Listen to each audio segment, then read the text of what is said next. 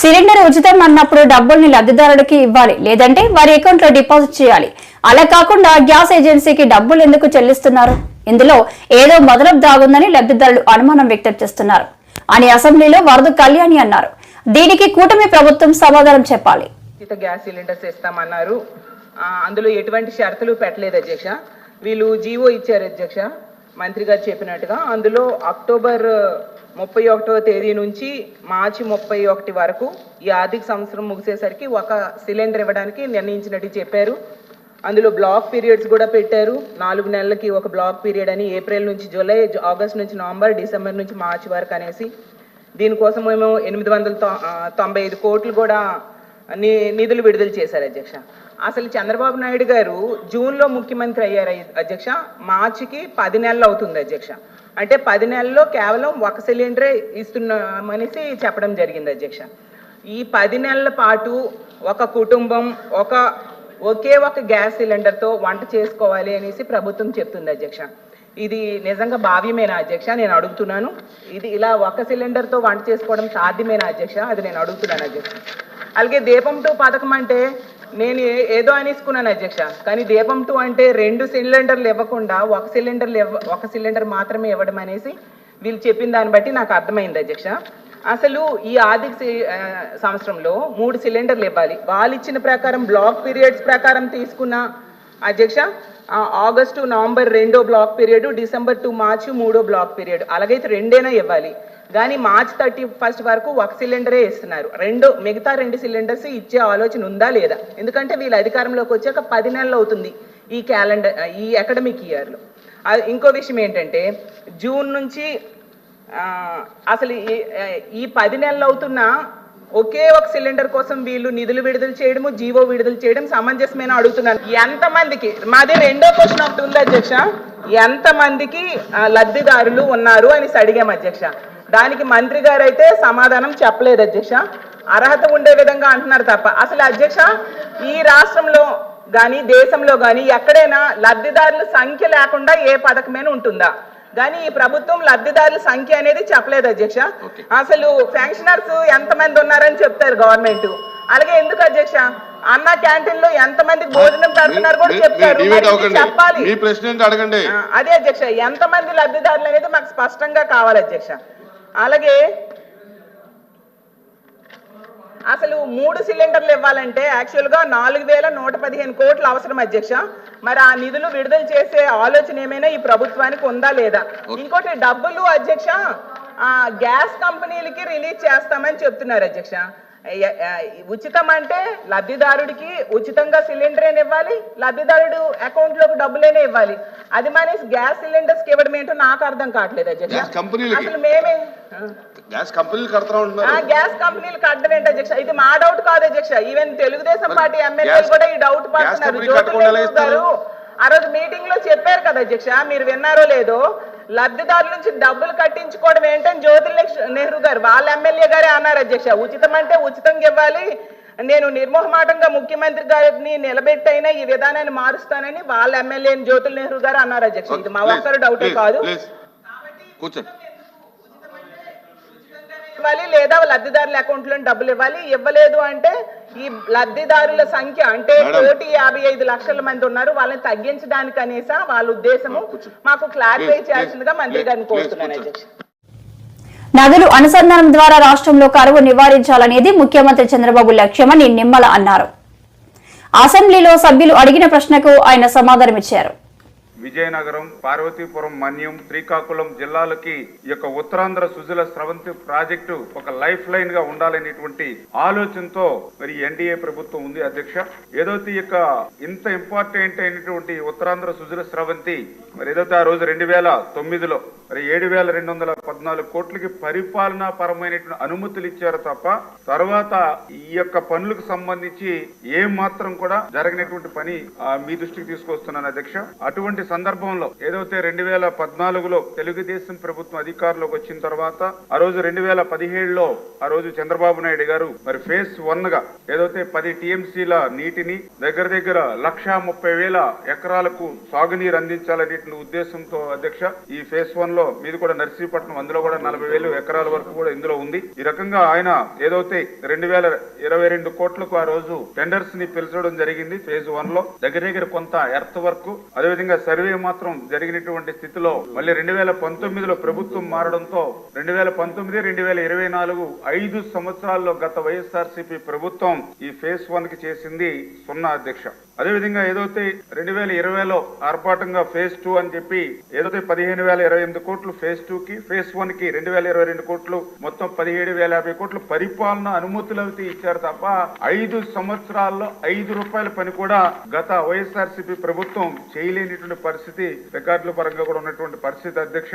మరి ఇటువంటి స్థితిలో ఏదైతే మరి ఈ రోజు మేము కూడా ఆ నివేదిక తెప్పించి పరిశీలన చేసినటువంటి పరిస్థితుల్లో ఏదైతే ఇక ఫేజ్ 2 కి సంబంధించి ఇంకా మెయిన్ కెనాల్, అదేవిధంగా ఒక లిఫ్ట్, 3 రిజర్వాయర్స్ అంటే ఏదైతే Bhudevi, V N Puram, Tatipudi reservoirs, distribution system, అదేవిధంగా పంపు హౌసెస్, అదేవిధంగా R&R, ఇంకా 38,000 ఎకరాలు మరి ఏదైతే సభ్యులు చెప్పినట్లుగా భూసేకరణ కూడా చేయవలసి ఉంది అధ్యక్ష. మరి వీటన్నిటినీ కూడా ఈ ప్రభుత్వం మరి ఈ యొక్క ఉత్తరాంధ్ర సుజల స్రవంతి అనేది అత్యంత అవసరమైనటువంటి ప్రాధాన్యత చంద్రబాబు నాయుడు గారికి ఉన్నటువంటి ప్రాజెక్టు కాబట్టి ఖచ్చితంగా ఈ సవాళ్లన్నింటినీ కూడా అధిగమించి ఈ యొక్క పనులు పూర్తి చేయడానికి పనిచేస్తా తెలియజేసుకుంటూ, అదేవిధంగా ఏదైతే సభ్యులు అడిగినటువంటి మరొక క్వశ్చన్ ఏదైతే శారదా నది మీద ఏదైతే బ్యారేజీల నిర్మాణం జరుగుతుందని అన్నారు.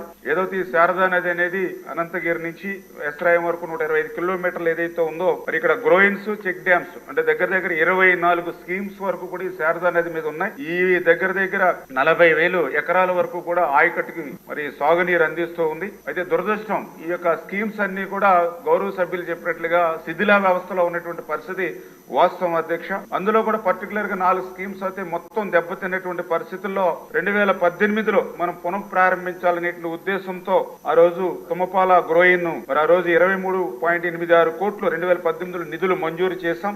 మరి తర్వాత దురదృష్టం 2019లో ప్రభుత్వం మారిన తర్వాత ఈ పనులన్నీ కూడా నిలిపివేసినటువంటి పరిస్థితి అధ్యక్ష.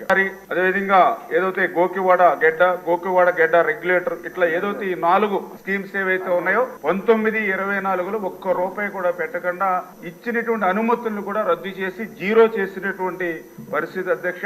అందుకే ఈ రోజు ఏదైతే ఉత్తరాంధ్ర సుజల స్రవంతి అనేది ఈ యొక్క చంద్రబాబు నాయుడు గారు ఎందుకు చెప్తున్నారంటే నదుల అనుసంధానం అనేది చంద్రబాబు నాయుడు గారి యొక్క ఆశయం. అంటే ఏదైతే గతంలో మన తెలుగు బిడ్డ KL రావు చెప్పేవాడు ఏదైతే ఈ యొక్క గార్లెండింగ్ ఆఫ్ రివర్స్ అని ఏదైతే నదుల అనుసంధానం ఆ రోజు KL రావు గారు చెప్పారు, దాన్ని ఈ రోజు ఆచరించాలి. తద్వారా ఆంధ్రప్రదేశ్ రాష్ట్రాన్ని భవిష్యత్తులో ఒక కరువు రహిత రాష్ట్రంగా మార్చాలనేటువంటి ముఖ్యమంత్రి గారి ఆలోచనల ప్రకారం ఈ ఉత్తరాంధ్ర సుజల స్రవంతిని ఖచ్చితంగా ప్రాధాన్యత తీసుకుంటామనే విషయాన్ని కూడా సందర్భంగా తెలియజేసుకుంటూ, అందులో కూడా పర్టికులర్ గా ఏదైతే ఉత్తరాంధ్ర ప్రజలు ఎవరైతే ఉన్నారో మరి వాళ్ళు రుణం తీర్చుకునేటువంటి విధంగా కూడా మరి చంద్రబాబు నాయుడు గారు చంద్రబాబు పాలనలో రాయలసీమకు అంతులేని అన్యాయం జరుగుతుందని వైఎస్ఆర్ జిల్లా వైసీపీ అధ్యక్షుడు పి రవీంద్రనాథ్ రెడ్డి ఆవేదన వ్యక్తం చేశారు. ఇంత జరుగుతున్నా కూటమి నేత ఎందుకు నోరు మెదపడం లేదని ప్రశ్నించారు. తప్పకుండా, ఎందుకంటే అందరూ పెద్ద ఎత్తున కాంగ్రెస్ పార్టీ అధికారంలో గతంలో ఉన్నప్పుడు అన్ని పార్టీలు టీడీపీ అయితేనేం, బీజేపీ అయితేనేం, కమ్యూనిస్టులు అయితేనేం అన్ని ఉద్యమాల్లోనూ రాయలసీమను అభివృద్ధి చేయాలి, హైకోర్టును ఎందుకంటే బార్ కౌన్సిల్ వాళ్ళు లాయర్స్ ఉద్యమాలు చేసేటప్పుడు దాదాపు 100 పైన రోజులే ఉద్యమం చేసినారనుకుంటా, రిలే నిరాహార దీక్షలు అన్నీ.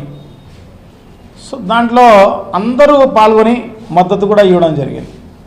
వైఎస్ఆర్ కాంగ్రెస్ పార్టీ ఇవ్వడం జరిగింది, అట్లాగే అందరూ కూడా ఇవ్వడం జరిగింది. సో మరి వాళ్ళందరూ ఎందుకు గమనున్నారో ఏమో తెలియదు, కానీ అందరూ గమనున్న పరిస్థితి ఉంది. ఎందుకంటే జగన్మోహన్ రెడ్డి గారి ఆధ్వర్యంలో నడిచిన ప్రభుత్వంలో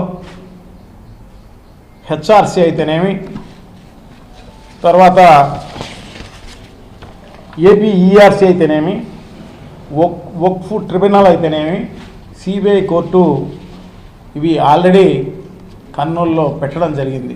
ఎందుకంటే ఆయన ముందుగానే ఈ రాష్ట్రాన్ని వికేంద్రీకరించాల్సిన అవసరం తప్పకుండా ఉంది. భవిష్యత్తులో ఎప్పుడూ కూడా ఉద్యమాలు వచ్చి విడిపోయే కార్యక్రమం ఎప్పుడు జరగకూడదు. సో ప్రాంతీయ సమతౌల్యాన్ని పాటించాల్సిన అవసరం తప్పకుండా ఉంది అన్న ఉద్దేశంతో జగన్మోహన్ రెడ్డి గారు 3 రాజధానుల పేరుతోటి అనౌన్స్ చేయడం జరిగింది. దాని ప్రకారం ఇంప్లిమెంట్ చేసే దిశలో కర్నూలులో హైకోర్టును పెట్టే కార్యక్రమంలో భాగంగానే అక్కడ ఇవన్నీ కూడా హెచ్ఆర్సీ అయితేనేమి, ఏపీఈఆర్సీ అయితేనేమి, వక్ఫ్ ట్రిబ్యునల్ అయితేనేమి, సిబిఐ కోర్టు అయితేనేమి, ఇవన్నీ కూడా అక్కడ ఎస్టాబ్లిష్ చేసే కార్యక్రమం చేయడం జరిగింది. భూములు కేటాయించడం జరిగింది. అక్కడంతా కూడా దాదాపు కొన్ని 100 కోట్ల రూపాయలు అక్కడ ఖర్చు పెట్టి ఎస్టాబ్లిష్ చేయడం జరిగింది. సో దానిలో ఎందుకంటే లా యూనివర్సిటీ కూడా అక్కడికే, 2వ యూనివర్సిటీ, ఒకటి వైజాగ్లో ఇప్పుడే నేషనల్ లా యూనివర్సిటీ అనేది ఉంది. సో దాన్ని కర్నూలులో పెట్టాలి అన్న ఉద్దేశంతో 2వ లా యూనివర్సిటీ దేశంలో ఎక్కడా లేదు. ఒకటే లా యూనివర్సిటీ, నేషనల్ లా యూనివర్సిటీ ఒకటే ఉంటుంది. కానీ ఆంధ్ర రాష్ట్రంలో ఇంకోటి అవసరము అన్న ఉద్దేశంతో అప్పుడు ఆ యూనివర్సిటీకి పర్మిషన్ తెచ్చుకొని దానికి దాదాపు ఒక 100 ఎకరాలు కేటాయించి 1000 కోట్ల రూపాయలు కూడా దానికి నిధులు కూడా సమకూర్చి ఎస్టాబ్లిష్ చేస్తామనుకునే పరిస్థితుల్లో ఎలక్షన్లు రావడం, ఆ నేషనల్ లా యూనివర్సిటీని కూడా తర్వాత వచ్చిన చంద్రబాబు నాయుడు గారు తరలించకపోయిన పరిస్థితి. సో ఈ రకంగా అన్నీ తరలించే కార్యక్రమమే. ఎందుకంటే గతంలో మనం పొరపాటు చేయడం జరిగింది. హైదరాబాద్లోనే మొత్తం కంబైన్డ్ ఆంధ్ర రాష్ట్రంలో వచ్చిన డబ్బులంతా కూడా హైదరాబాద్లో ఇన్వెస్ట్ చేసి హైదరాబాద్ను అభివృద్ధి పరిచి. నర్సీపట్నం టౌన్ పోలీస్ స్టేషన్లో సినీ నటుడు పోసాని కృష్ణమురళిపై టీడీపీ నాయకులు ఫిర్యాదు చేయడం జరిగింది. తిరుమల తిరుపతి దేవస్థానం చైర్మన్ బిఆర్ నాయుడుపై రచయిత పోసాని చేసిన అనుచిత వ్యాఖ్యలకు నిరసనగా ఫిర్యాదు చేసినట్లు పేర్కొన్నారు. నా పేరు కుండ్రు మరిడియ. నేను అనకాపల్లి పార్లమెంట్ జనరల్ సెక్రటరీగా పనిచేస్తున్నాను తెలుగుదేశం పార్టీ తరఫున. ఈరోజు నేను నర్సీపట్నం టౌన్లో సినీ నటుడైనటువంటి పోసాని కృష్ణమురళి మీద ఫిర్యాదు ఇవ్వడం జరిగింది. కారణం ఏంటంటే ఆయన ఈ మధ్యకాలంలో మన టీటీడీ చైర్మన్, ప్రముఖ పుణ్యక్షేత్రమైనటువంటి టీటీడీ తిరుమల తిరుపతి దేవస్థానం చైర్మన్ అయినటువంటి బిఆర్ నాయుడు గారిపై తనకు నోటుకు వచ్చినట్టు మాట్లాడడం జరిగింది. మరి ఆ విషయంలో హిందువుల మనోభావాలను దెబ్బతీనే విధంగా మురళి గారు చేసినటువంటి వ్యాఖ్యలు చాలా అనుచితంగా ఉన్నాయి.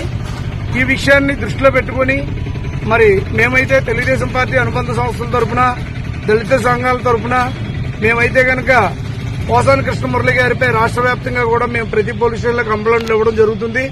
మరి దాంట్లో భాగంగానే ఈ రోజు నర్సీపట్నం టౌన్ పోలీస్ స్టేషన్లో అతని మీద మేము కంప్లైంట్ ఇవ్వడం జరిగింది.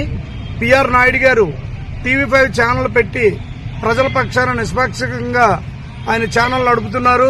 ప్రజల సమస్యల్ని ప్రభుత్వాలకి, ఉన్నత వర్గాలకి అందరికీ కూడా తెలియజేయడం జరుగుతుంది. ఆయన ఎంతో ట్రాన్స్పరెంట్ గా జరుగుతున్నటువంటి బిఆర్ నాయుడు గారిని ఆయన చాలా వ్యంగ్యంగా మాట్లాడాడు. అసభ్యకరమైనటువంటి పదజాలంతో వాడి మరి పోసాని కృష్ణమురళి చాలా దారుణమైనటువంటి మాటలతో ఆయన కించపరిచాడు. ఆయన ఇప్పుడు ప్రజెంట్ ప్రముఖ స్థానంలో ఉన్నారు. టీటీడీ దేవస్థానం చైర్మన్ గా ఉన్నారు. మరి ఆ చైర్మన్ హోదాలో ఉన్నటువంటి వ్యక్తిని ఆయన దూషించాడు అని అంటే తిరుమల తిరుపతి దేవస్థానం ఆ సంస్థకే మచ్చ తెచ్చే విధంగా పోసాని కృష్ణమురళి మాటలు ఉన్నాయి. కాబట్టి మరి ఈ రోజు నేను ఆయన వ్యాఖ్యల్ని ఈ మీడియా ద్వారా అందరికీ తెలియజేస్తూ మరి ఆయన చేసినటువంటి వ్యాఖ్యలను ఖండిస్తూ ఈ రోజు నర్సీపట్నం టౌన్ పోలీస్ స్టేషన్లో నేను కంప్లైంట్ ఇవ్వడం జరిగింది. ఈ కంప్లైంట్ ని తీసుకొని ఆయన కఠినంగా శిక్షించాలని జిల్లా ఎస్పీ గారిని అలాగనే ఇక్కడ ఉన్నటువంటి టౌన్ సిఐ గారిని కూడా కోరడం జరిగింది. కాబట్టి ఈ విషయమై ప్రజలు కూడా గమనించి పోసాని కృష్ణమురళి వ్యాఖ్యల్ని ప్రతి ఒక్కరు కూడా ఖండించాలని చెప్పేసి ఈ సభాముఖంగా తెలియజేస్తున్నానండి. పోసాని కృష్ణమురళియే కాదండి, ఇలాంటి పేటీఎం బ్యాచీలకు చాలా మంది ఉన్నారు. వాళ్ళందరూ కూడా ఇలాంటి ప్రభుత్వం చేస్తున్నటువంటి కార్యక్రమాలని తట్టుకోలేకపోతున్నారు. 5 సంవత్సరాల్లో వాళ్ళు చేయలేని పని 4 నెలల్లో తెలుగుదేశం గవర్నమెంట్ చేసి చూపిస్తుంది. మరి ఎప్పుడైతే ఈ అభివృద్ధికి బాటలు వేశారో చంద్రబాబు నాయుడు గారు వారిని కించపరచడం కోసం వారు ఇచ్చినటువంటి పదవులు ఎవరైతే పొందారో వారి ద్వారా వారిని కించపరుస్తున్నారు. ఇదే కాదు, గత ప్రభుత్వంలో ఇదే పవన్ కళ్యాణ్ గారి పైన, నారా లోకేష్ గారి పైన, చంద్రబాబు నాయుడు గారి పైన ఇదే పోసాని కృష్ణమురళి దారుణమైనటువంటి మాటలు మాట్లాడాడు. కాబట్టి దీనిని సుమోటోగా కూడా నేను ఇచ్చినటువంటి రిటన్ కంప్లైంటే కాదు, సుమేటోగా కూడా రాష్ట్ర వ్యాప్తంగా పోసాని కృష్ణమురళి పైన కేసులు పెట్టి ముందు అతను నోరు మూయించాలని చెప్పేసి ఈ సభాముఖంగా కోరుకుంటూ సెలవు తీసుకున్నాను. టీడీపీ ఎమ్మెల్సీ మాజీ మంత్రి యనమల రామకృష్ణుడు మతి భ్రమించి మాట్లాడారని మాజీ మంత్రి కాకాని గోవర్ధన్ రెడ్డి ఫైర్ అయ్యారు. శాసన మండలిలో బడ్జెట్ పై మాజీ ఆర్థిక మంత్రి యనమల చేసిన ప్రసంగాన్ని మాజీ మంత్రి కాకాని గోవర్ధన్ రెడ్డి తీవ్రంగా ఖండించారు. కూడా ప్రజెంట్ చేయడం జరిగింది కూటమి ప్రభుత్వం. మీరు ఇచ్చినటువంటి డాక్యుమెంట్ ప్రకారమే 6,46,000 కోట్ల రూపాయలు అప్పు ఉంది అని చెప్తే దాన్ని మరలా 14 లక్షల కోట్ల అప్పు ఉందని చెప్పి ఈరోజు మీరు ప్రజలకి ఎగ్గొట్టాలనుకుంటే ఎగ్గొట్టేయండి సంక్షేమ పథకాలు. మేము ఇవ్వలేము, మాకు ఇవ్వడానికి మనసు రాదు అంటే దాన్ని ఎవరు మేము అడగం. ఎందుకంటే మీకు ఓట్లు వేసినారు, ప్రభుత్వం వచ్చింది, ఈరోజు మోసం చేయాలనేటువంటి ఆలోచన చేస్తున్నారు.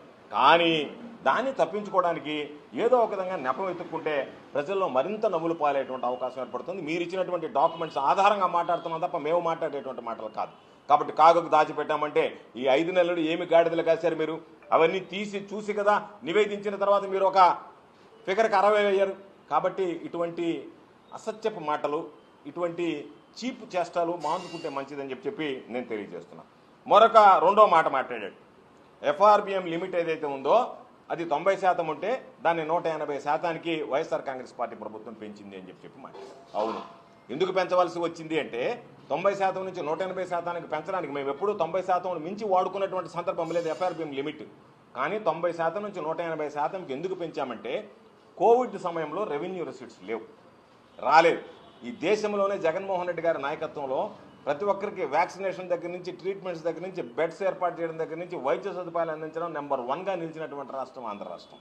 అందరి మన్నలు ఈరోజు ఇతర దేశాలలో కూడా ఆంధ్ర రాష్ట్ర ముఖ్యమంత్రి జగన్మోహన్ రెడ్డి గారు అందించినటువంటి సేవలు ఎనలేనివి అని చెప్పి కొనియాడినటువంటి సందర్భాలు. ఆయనని ఎంతోమంది బ్రహ్మాండంగా చేశారు అని చెప్పి కితాబ్ ఇచ్చినటువంటి పరిస్థితి. అటువంటి ముఖ్యమంత్రి గారు 90 నుంచి 180% పెంచి ఒక జీవో ఇష్యూ చేశారు.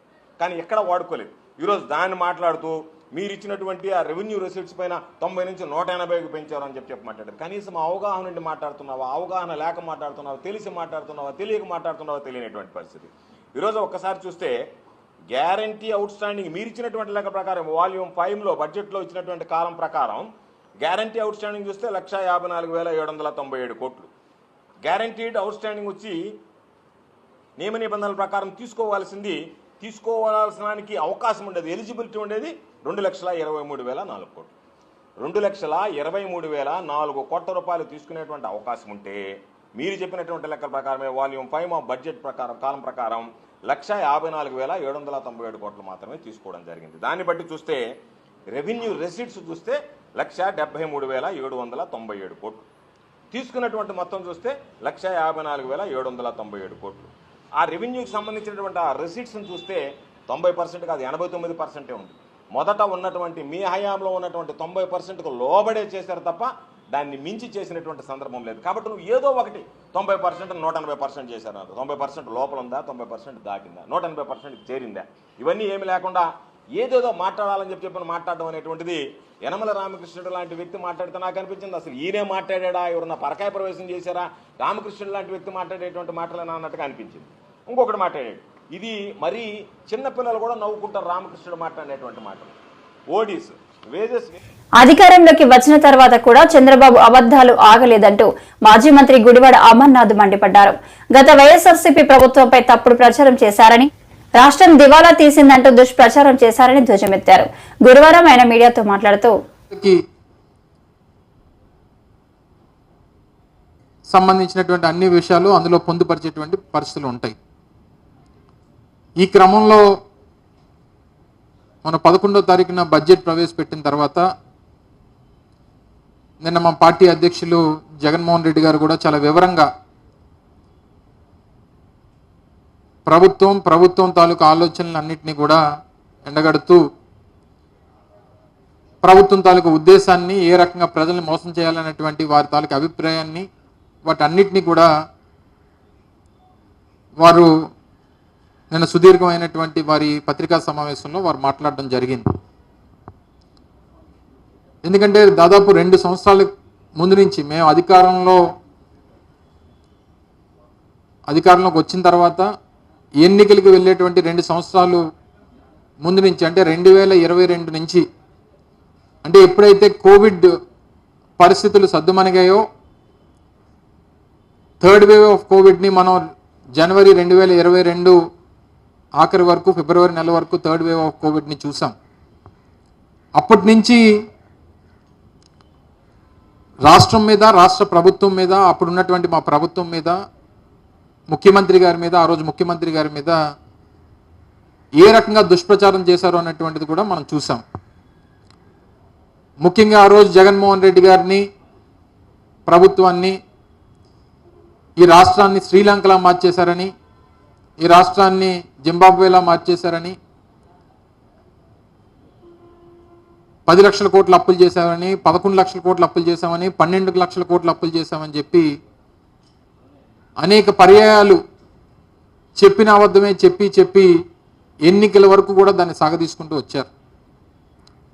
చివరిగా వారు ఎన్నికల సమయంలో చేసినటువంటి ప్రచారం, ఈ రాష్ట్రంలో వైఎస్ఆర్ కాంగ్రెస్ పార్టీ ప్రభుత్వ హయాంలో దాదాపు 12.5 లక్షల కోట్ల రూపాయలు అప్పులు చేశారని, మొత్తం రాష్ట్రం అంతా దివాలా తీసేసే పరిస్థితి వస్తుందని తప్పుడు ప్రచారం ప్రజల్లోకి తీసుకుని వెళ్ళి వారు విజయం సాధించారనేటువంటి దాంట్లో ఎన్నికల ఫలితాలు అనేటువంటివి దానికి నిదర్శనంగా కనిపించాయి.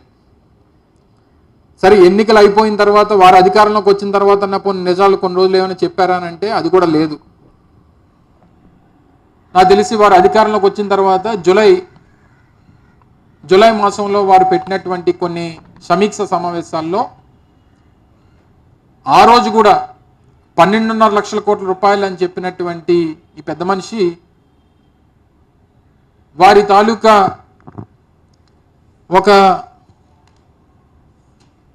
రివ్యూ మీటింగ్లో వారు చెప్పింది ఏంటంటే మొత్తం అప్పులు 14 లక్షల కోట్లు అని చెప్పారు. మొత్తం అప్పులు దాదాపు 14 లక్షల కోట్ల రూపాయలు